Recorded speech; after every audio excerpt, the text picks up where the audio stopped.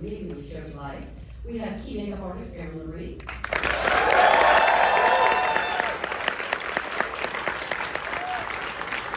Also joining us is hair department head Cindy Wells. Costume designer Daniel Salon.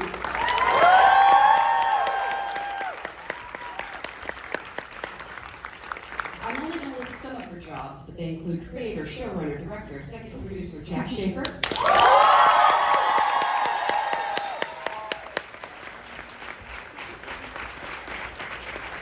And just everybody's favorite everything. Please welcome Catherine Hahn.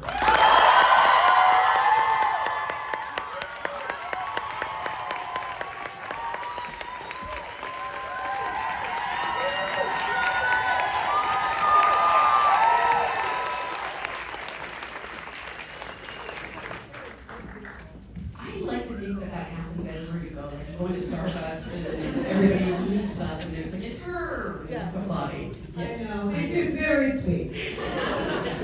You do it. Well, again, congratulations on a fantastic series. Before we get into it, I actually love to go back to the very beginning, and I always ask people, what was your first job in this business? The first thing you wrote, the first thing that, you get makeup on, whether you want people to look at that credit or not. In that case, probably something in the world of a Christmas movie for Lifetime, or I'm on one of those fun ones that's probably still played to this day. It's been about almost 20 years, and I'm pretty sure they'll rerun it every once in a while.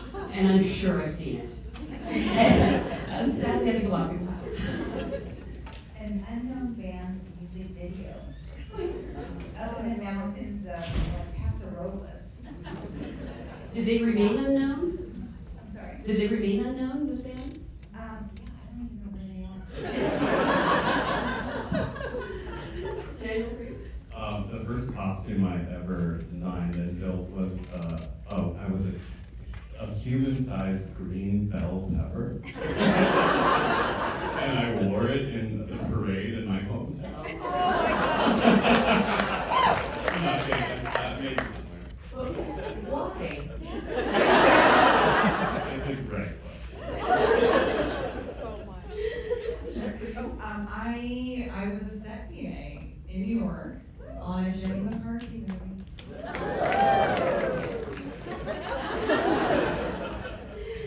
This is such an awesome question. I don't even know any of you guys those answers. I was on a show in Cleveland, Ohio called Hickory Hideout, and it was it was me and two puppets, Nutso and Shirley Squirrely, and it was shot at our local NBC affiliate, and we would go ask no owl, just questions about like know it all. yeah, so it was an owl, so we would knock on the tree. Yeah, called Hickory Hideout. So anyway. If you really do know about this and you have video, put it online immediately. Yeah, do you really know about it? Amazing. Nutso and Shirley. Well, again, congratulations on a fantastic series. And I also have to begin with Jack because you had such success creating and showrunning WandaVision, but I don't think the plan was always to spin off Agatha and Rose series. Did that sort of come about as a response to the character? 100%. Yeah, no, it was not the plan at all. I mean, WandaVision was a surprise kind of in every way. Yeah, it was sort of like a rocket that was launched that we were like hanging on to, and which was so thrilling. And then I was invited back to develop things for Marvel, and we weren't really sure, like it was going to be a TV show, but what it was going to be was kind of a question. And everything I developed involved Agatha. Like it would be like, okay, the characters are here, and then whoops, here comes Agatha. And so Kevin at Feige at one point was like, should we focus on a show about her? Yes, sir. Catherine, at what point did they sort of tell you they were developing this, and what was your response? I mean, it was, I guess it was the summer after we aired. I was shooting Glass Onion I think we were in, Yeah. it was so fun. And then they called, Lou Esposito from Marvel called to tell me, and I mean, this was, like you said, not in the, I had no idea that this, I was hoping that we would work together on something. Yes. Yes. But this was beyond anything I could possibly imagine. I mean, going back to the beginning, when you were originally approached about WandaVision, what appealed to you about the character? Oh, she's a witch. Yeah. Like Plum Green? Yes, I mean, of course, I feel like it's all led to this. I feel like a lot of us can identify with that. Okay, who here has tried to cast a spell? Did it work? Did it work for any of you? Let me know. Just curious, why do you think this people responded so strongly to this character? I have my own theories, but. Is that to me? Yeah, for both. Actually, I mean, yeah. I mean, so we wrote her as needing to sort of fit the trope of the nosy neighbor, like the sort of Mrs. Roper and like that sort of, Rhoda thing, which everyone falls in love with that character already. But then there was gonna be this big reveal that she was a centuries old witch with like all this power, and it was like all sort of teeth and hair and wardrobe. And Catherine obviously is the lone performer who can occupy both spaces with equal verve. And I just thought, I think that it was irresistible to people. And then of course she had her own bop. Yeah. So I think that really helped. And then you gave her another one that I've been humming all day. Oh my gosh. Also, she's just written so. I mean, in the comics, she really doesn't.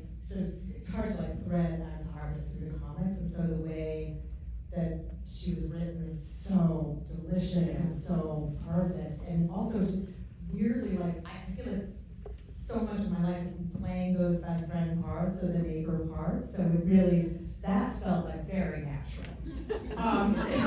So to be able then to have that was just couldn't believe that it was happening. Were you surprised that people were rooting for her? She became this anti-heroine because I mean she did kill a dog. I mean, it's a big no-no, and yet we're still on their side. I love that point, yeah. Yeah, in screenwriting, they're like, this is not, oh my gosh, I see a boner t-shirt. Wait, what?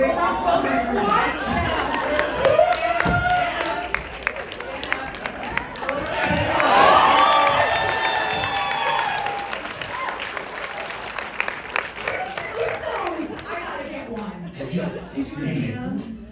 I made them this morning. Fantastic, I have no idea what I'm saying.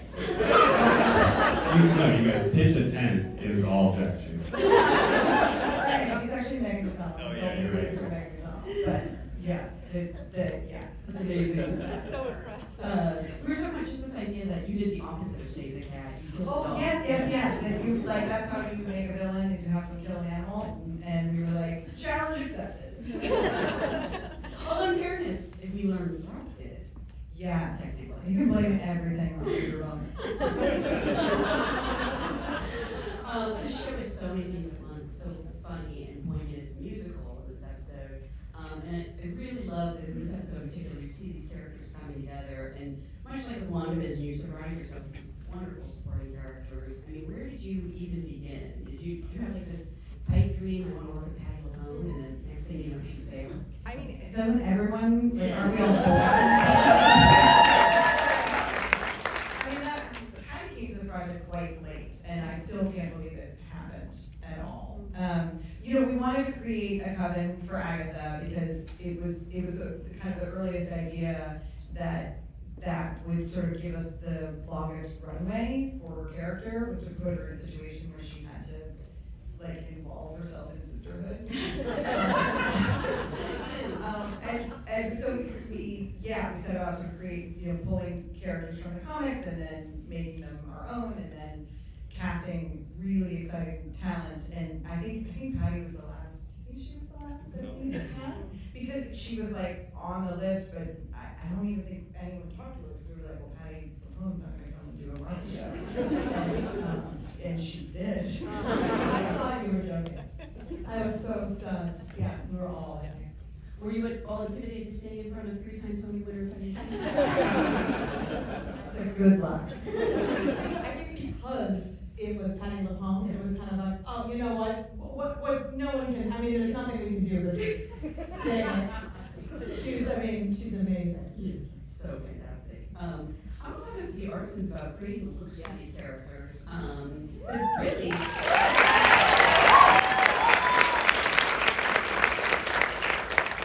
And what were some of those initial conversations you had with Jack about, how you wanted this show to look? The fact that, did you realize you were going to be creating basically new looks every episode? That we did know. That we did know, yeah. That we did know. But it was, very interesting to actually be in that process, because it would start little with just me, and unfortunately he's not here, Vasilios or Aaron, and we would start small, and then we'd incorporate Daniel, and then we'd incorporate Jack, and of course Catherine's always on board with everything. So it just sort of magnified from there, What was, was there anything that you were concerned about, like painting Catherine Green, for example, the Wicked Witch? Was that something that you looked at as a challenge, like it would be fun, or was that a day on the call sheet you sort of dreaded? I will say, actually, the green paint thankfully came from our special effects makeup artist. So we were actually very relieved to not have to do that ourselves. Because there's always a lot of concern with transferring onto the beautiful wardrobe. Will it stay? Will it, what's it gonna do throughout the day?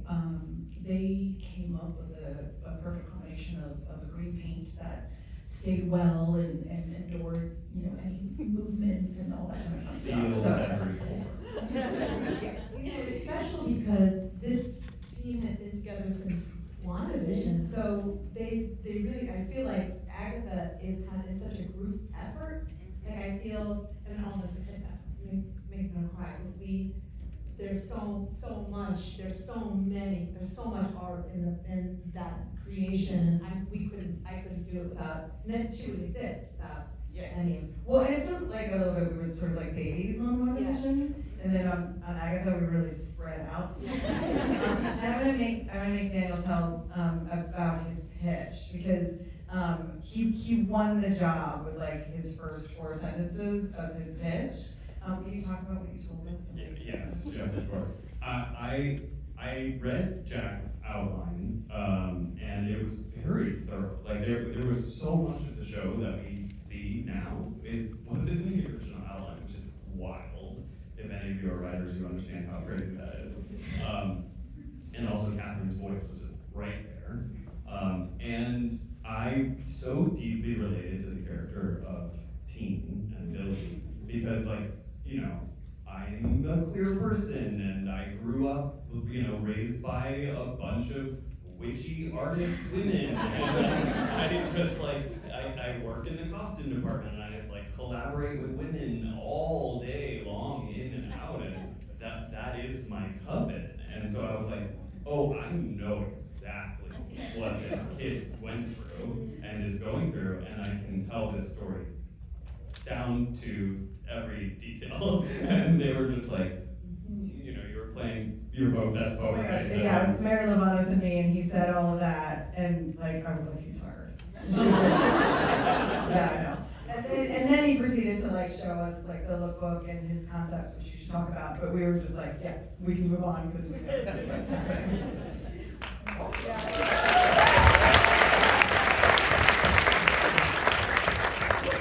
were the initial conversations you had with each of your department heads over, getting everyone kind of on a cohesive page together?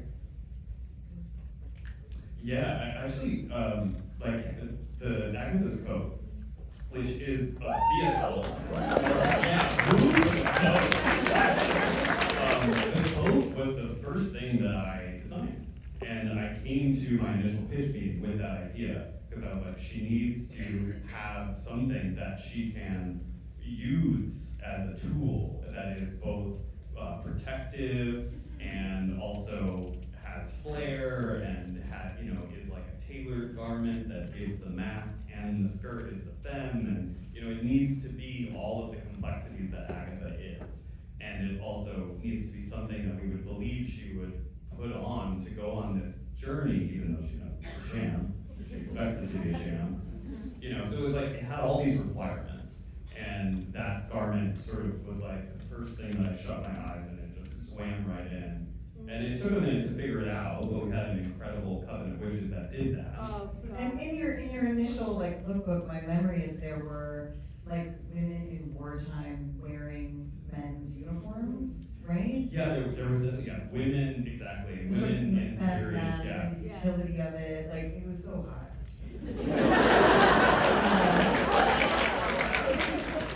Inside. Be honest, did you keep the coat? No, I have not been offered the coat.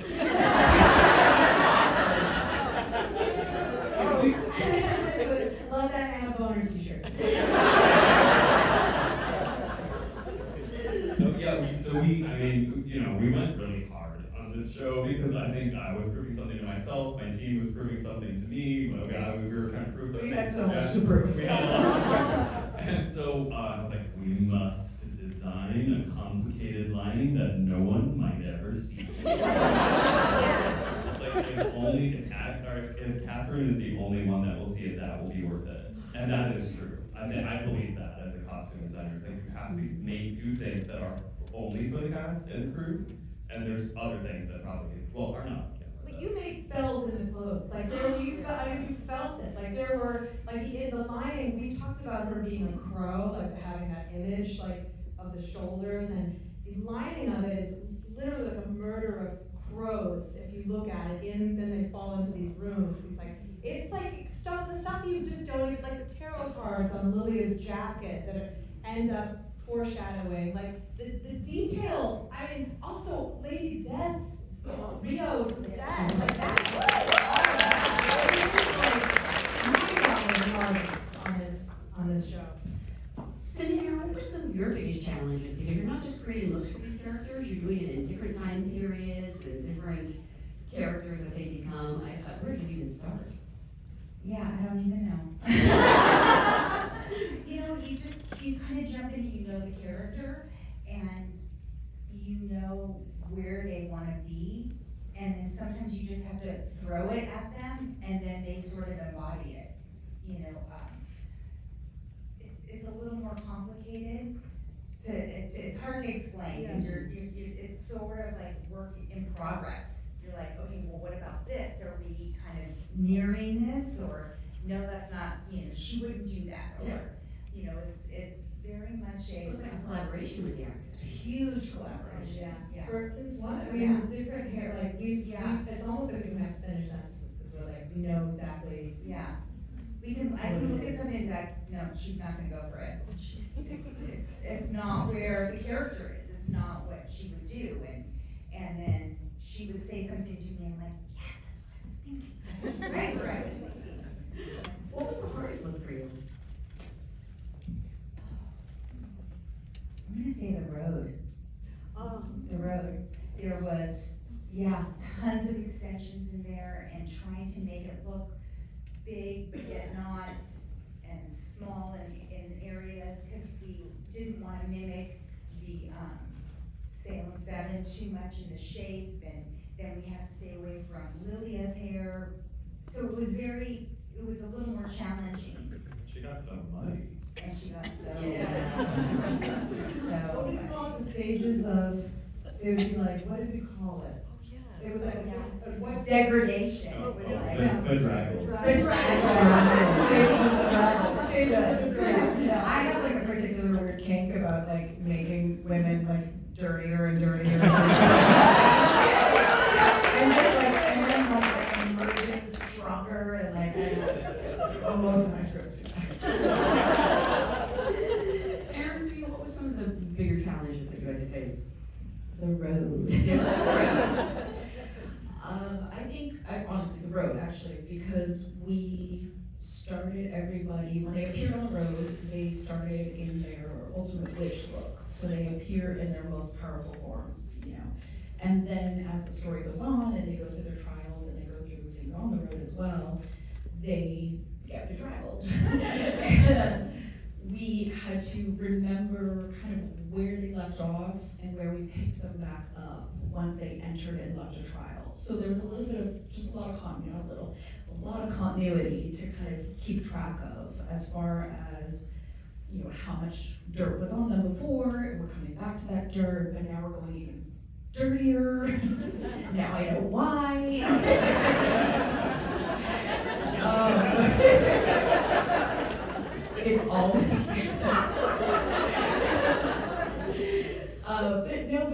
but that also gave us a lot of really fun opportunities to play with the looks. Sashir, I think I made like 3 different sets of nails for Sashir. The nail journey was so spectacular. Well, and because, I mean, we joke about the vaginal, but it really, you know, the looks that they all show up in are like, in a way, fraudulent. Like, it's what these women are projecting about themselves. There's some truth to it, but it's, they have to go through these trials and go through their arcs. And it was, I think it was Sashir's idea to like, she wanted the acrylics, but then the idea of breaking the acrylics down over the course of the journey, I loved watching that. And like, there was so much thought put into the phases of them. It's one of my favorite details. Can we, we're talking about makeup, can we talk about smearing the? You wanna talk about the mud? The pudding. She was like the pudding out of the bag. Just chocolate pudding all over my face.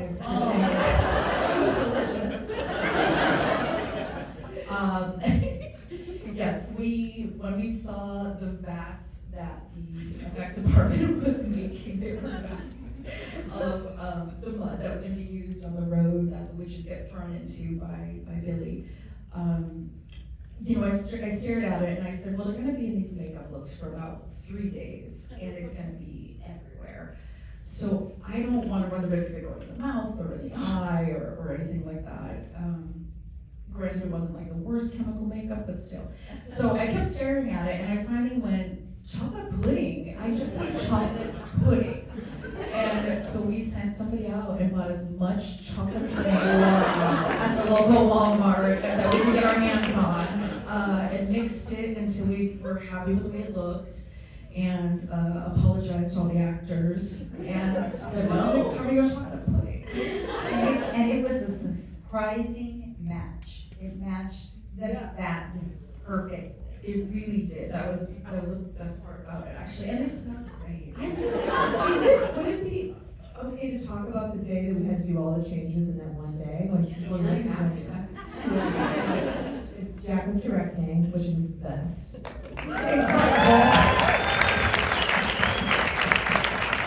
So originally, it was an early idea that we would see Agatha cycle through her looks. That in coming out of the spell, that she would cycle through all of them and end up naked. Once again, back to my kinks. But this was prior to our commitment that we were going to take the show practical. So originally, it was going to be a whole CG thing, and it was going to swirl around her. It was very exciting. And then we decided we were really gonna commit to the show as practical. It was our idea that we would lean practical, and then Kevin Feige got like a hold of it and was like, it's all practical. We were like, oh no. So then we had to do the transformation, and it was all in one day. Wow. And you know, the AD department, bless them, I think they were doubtful. And the response from this team was, oh, really? And so the Challenge accepted. And so at first it started with timing out the looks, right? And we didn't do it chronologically because it was about the timing. Yeah, you all talk about that. Well, I remember Cindy and V like really calculating, we had to calculate to the minute how long it took to change between each hair makeup change. And from there, the costumes actually were a little bit easier, so we prioritized the hair makeup change, and so we did it in the order based on that. Lined up nails. Well, and with the other piece of the wardrobe is, so while she was changing over, I would use a body double. And so we had to have like doubles for That's right. the There's like body one double moment when there's with some the legs. legs. Yeah. And we did some hand stuff and insert stuff. And so that was the other thing, is the scheduling of it was like, what can I shoot when we don't have our number one? And she's the only one in the scene. So it was, But it was like NASCAR pit. I love that. I don't go up and get like my tire stripped. It was cool. But it was like, I think an old school or something. It's like, yeah. So we were in this classroom, we kind of like took over the space. It was the most fun day. It felt like we were doing theater, like we had fast changes. Yeah. Like it was so fun, and we hadn't really had a chance to like revisit those looks since WandaVision. So it all felt very like, cannot believe we're freaking doing this in this context. all of this road ahead of us. It was a pretty special day. We all tried, we got it, we got it. We like to do that in the beginning, so we really like, we're Yeah. just, visiting this whole show, and we got to do it, early on. Yeah. It was really fun to sort of set the tone and explode out of it. I think it really helped establish the teamwork between our departments as well, because Catherine, you were amazing, you would just walk in and freeze. And then, the rest of us, I was on nails, Vasilios was doing Catherine's makeup, Cindy was on hair, Daniel was, it really helped us in a way to actually kind of get our own dance down as to how we manage things sometimes on the fly if we had to. So he was like, we need the lips, we need the lips. Now that you've got these quick changes down, you know what you really need to do is host Saturday Night Live. How many?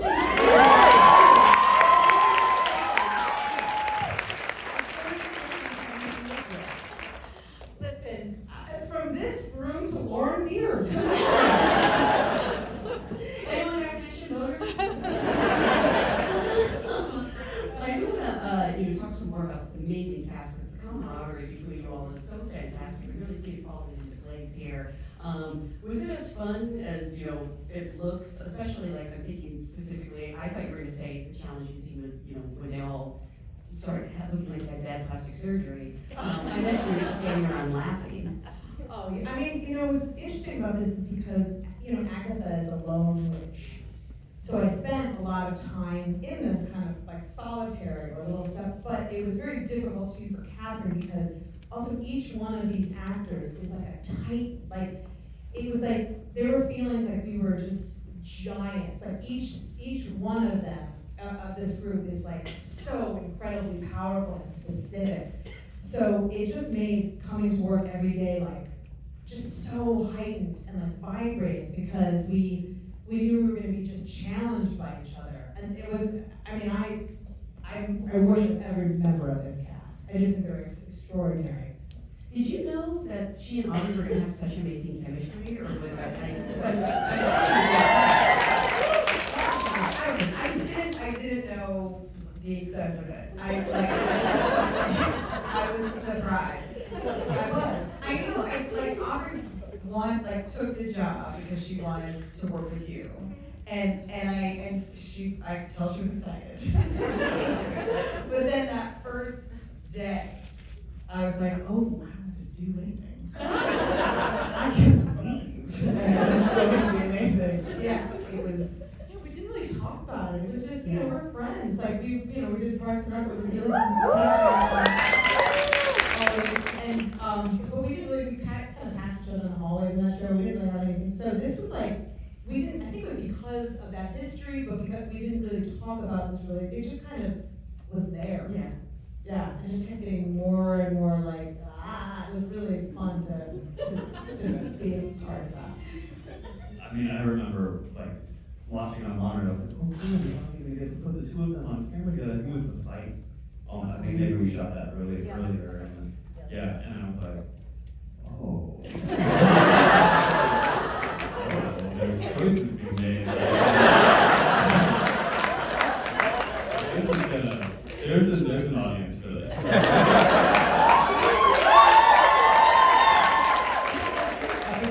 remember, we're this is the episode where we have the full-on musical number, and we got a demon, and we got fire, and then I remember seeing an early cut, and everybody's like, oh, it's just about two ladies who almost kissed.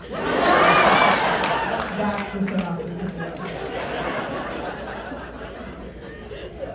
You've played so many iconic roles, but Agatha really does strike a certain chord with people.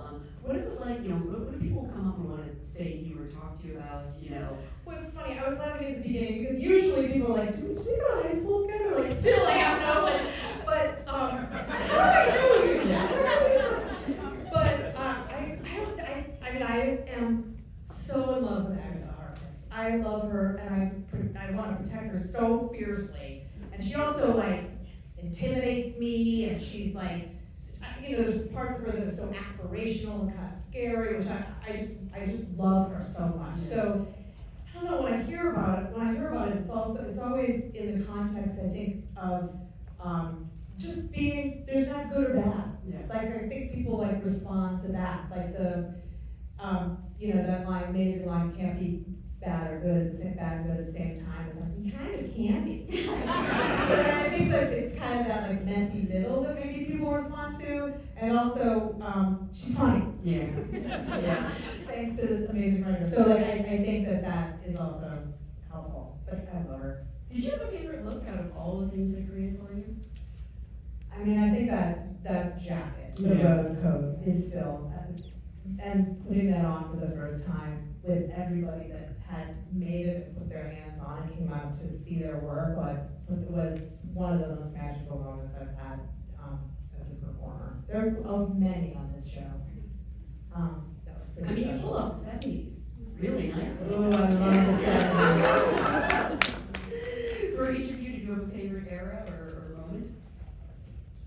God, there are so many. It's like it's really hard to pick. I think I really liked getting finally go to the sort of dark, sinister place that Lady Death inhabits in the battle in episode 8, or when we reveal her final form. I mean, the show was just a dream job for me. It was such a gift. It was like I was being handed what I was like, this is the last job I ever had. I'm happy. It's okay because I got to do every single thing I ever wanted. Thank you. Yeah. So the leather Lady Death sort of like evil Erte 20s cocoon situation was really did it for me.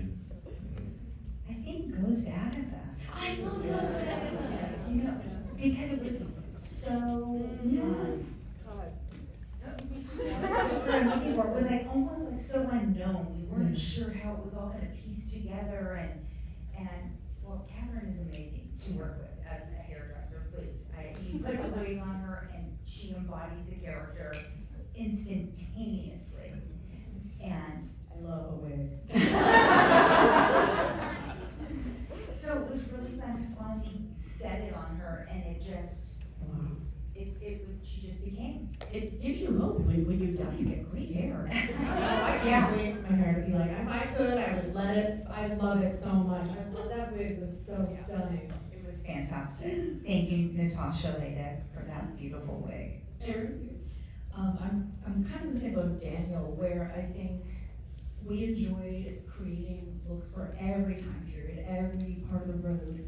It was, as far as makeup goes, it was a dream as well. I mean, truly, I was just saying this to Jack upstairs, where it was probably one of the hardest challenges to wrap your brain around a new look, you know, as frequently as we did, but it was also a make artist dream, because we did as many things as we could pull out of the bag on a daily basis, and again, went from nails to foot dirt to glitter to you name it. So time period wise, I honestly don't know. I think the original witch looks were my favorite, because we really helping like to bring those characters to life and give them their own identities through makeup, you know, tied in with hair and tied in with costume. I think was the favorite part, was giving them their own identities with their own looks. But that being said, Death was also one of my favorite looks too, I will say. I used black glitter, I mean. I need to add on Catherine in the 1940s in the montage. One of those, that was another one of those days where we went through like major period Yeah, changes. in one day. That was in one day. Yeah. In a trailer in the forest. In the forest. Amazing, you guys. In the woods. Jack, you've now set the bar so high by, for Marvel having 2 best series. And I know that you've said that you're not necessarily a comic book person or a superhero person, but why do you think you've been able to tell these stories in a way that like transcends all of that?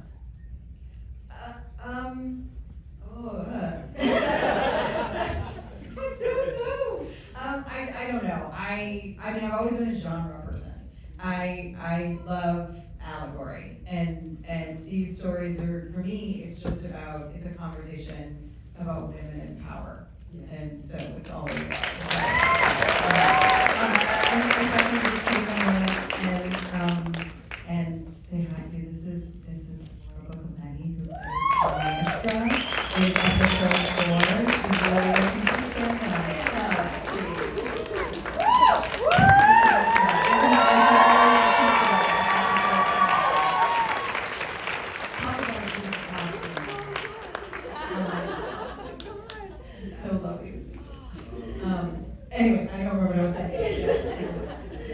Well, again, if everyone can stay seated, I actually have to get to another event, so, I would really appreciate it.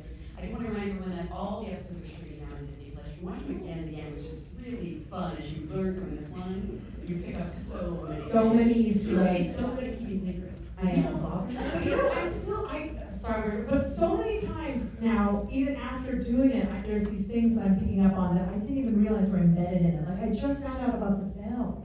That Nikki steals the bell that I use. No!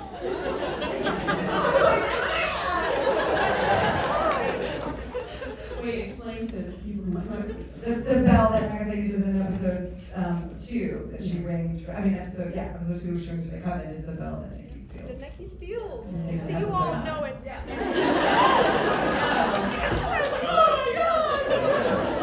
Wait, who told you? Like, did you go on Reddit or something? She's on Reddit. I'm on Reddit all the time. You're not, I can't even get you on Instagram. I'm trying to.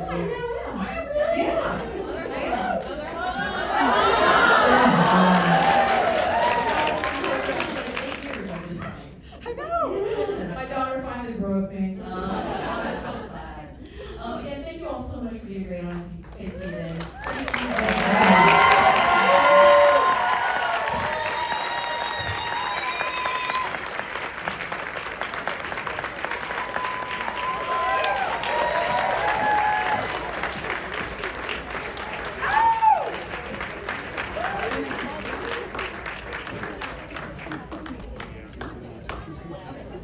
Ha